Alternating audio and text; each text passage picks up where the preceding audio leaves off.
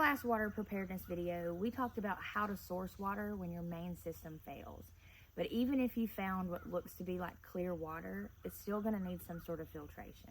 Even the clearest water can still contain bacteria, chemicals, and parasites. And just a couple of sips of tainted water can leave you with extreme nausea, diarrhea, cramping. It can put you out for days.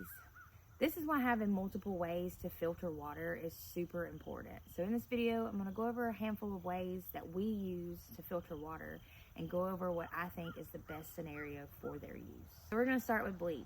Yep, common household bleach. And you want to make sure that it's not any of the color safe kind or the gel no splash kind. It just needs to be regular plain bleach.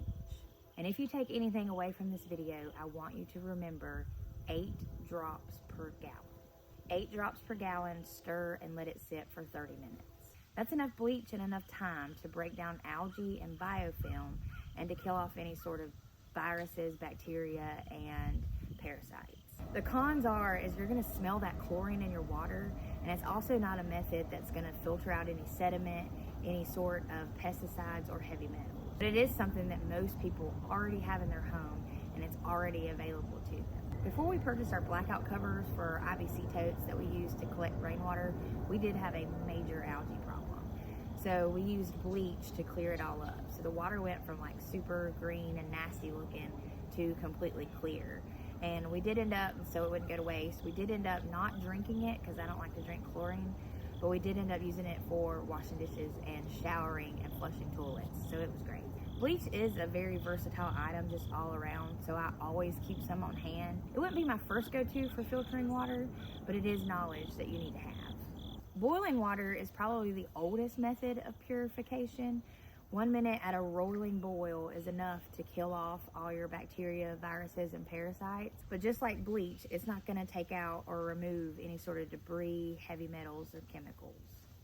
But boiling can be done anywhere that you have a heat source. So stove, a fire, a solar cooker, or even just a hot plate.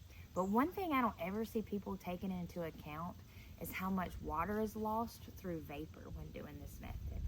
So if you're down to like your very, very last amount of water, it might be safer to go with a different method if every little drop is counting at that moment.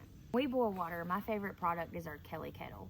Chris bought this for me a few years ago for my birthday, and it is the best thing ever. The way it's designed, it boils water super quickly and with the least amount of fuel. So you can use sticks, pine cones, or even dried grasses. And you can cook at the same time that you're boiling the water.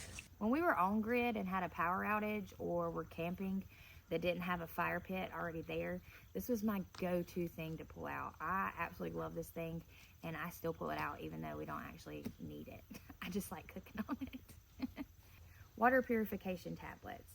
They're usually made of iodine or chlorine dioxide and work similar to bleach. Just drop a tablet into whatever the specific amount of water it calls for and let it sit for 30 minutes to kill off bacteria, parasites, and viruses. The only difference between tablets and bleach is that tablets are more portable.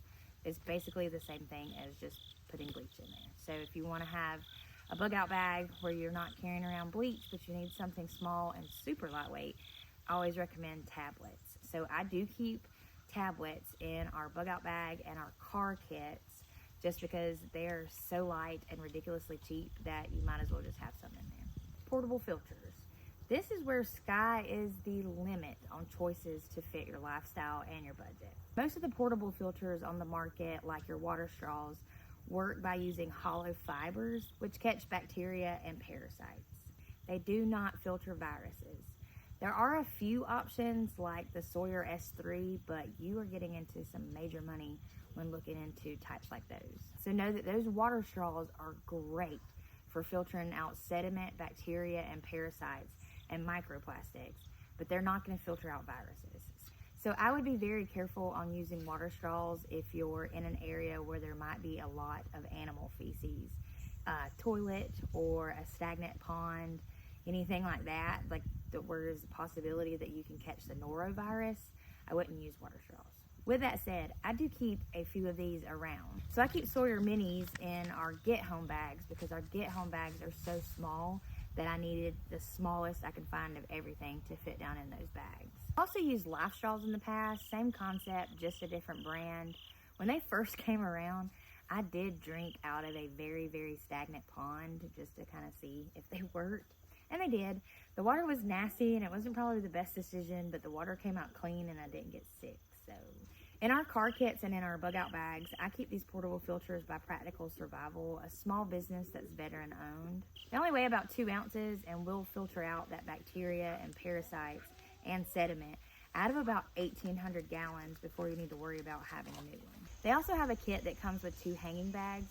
You pour your dirty water into one bag, hang it higher than your clean water bag, and in just a few minutes, you have 1.5 gallons of potable drinking water. So I usually keep the bag system in our car kit and the water straws in our go bags. For everyday use and for filtering rainwater into drinking water, we use a gravity filter. I picked up this Berkey off of Facebook Marketplace a few years ago and replaced the filters with a brand off of Amazon.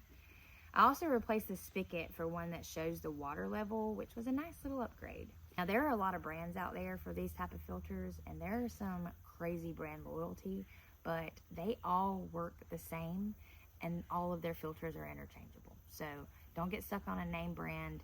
Just make sure that the filters that are inside have been certified to work. Gravity filters work by using micropore ceramic and activated carbon filters.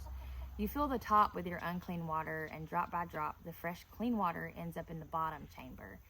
The great thing about these systems is that they're able to filter out odor, sediment, microplastics, heavy metals, and pesticides, along with bacteria and parasites. They will not filter viruses. So I don't know if you're noticing a common theme here, but viruses are one of the smallest things on the planet and one of the hardest things to filter out through membrane or carbon filters. During the year that we lived off of rainwater, this was the exact system that we used. And even now that we're on well, we still filter our drinking water through the Berkey because I think we just like the taste better. Now, if you're on city water, they do make additional filters for these type of systems that will filter out fluoride and arsenic and other types of metals like that. So if that's something that you're worried about, that may be something that you need to do additional research on. Made it this far and it's your first time seeing us. We live off grid and we're currently building our tiny cabin. We're still about 6 months out to a year before we have our kitchen built and when we add in actual plumbing. Once that's complete, my next goal is to add in a home filtration system with UV. So home filtration systems can run thousands of dollars or they can be super cheap. They can be simple inline carbon filters or they can be complete reverse osmosis. As of right now, I think I've settled on the 3-stage filter systems with a UV light attached on top. That UV light is what's going to kill your viruses. So if you watched our other video on rainwater collection and you're considering doing something like that, these inline filter systems can be easily hooked up to an IBC tote using a 12-volt on-demand pump. So you would have your IBC tote with a 12-volt on-demand pump, and that would go into that inline filter system, and then you could have it going into your house or however, wherever you wanted to go from there. So that would be a way that you could filter rainwater 100% and not have to worry about anything, and it would still just be a little flip of a switch. Just something to think about. So at this point in our Water Preparedness Series, we have covered everything you need to know to get you through a crisis. From rainwater collection to finding alternate sources to filtering water. In our next video, which will be our final in this series, we're going to look into deep and shallow wells. We'll talk about how we run our 240-volt well pump completely off of solar and how you could possibly do it too, or with a generator. We'll go over the pros, cons, and what everyone always wants to know, the cost. So if you haven't already, hit that like and subscribe button, and we'll see y'all in the next one.